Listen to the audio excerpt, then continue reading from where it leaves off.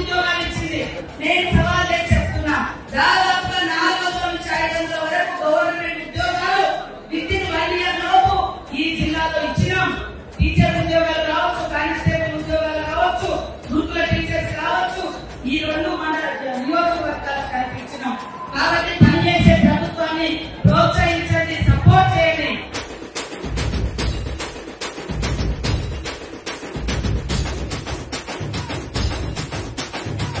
మరి ఘన విజయాన్ని తీసుకొచ్చి ఘనంగా మళ్ళీ మన ఎమ్మెల్సీగా చేసుకొని నరేందర్ రెడ్డి గారికి ఘన సన్మానం కూడా ఇదే ఫంక్షన్ హాల్లో పెట్టుకునే విధంగా కృషి చేయాలని కోరుకుంటూ అందరికీ నమస్కారాలు, ధన్యవాదాలు.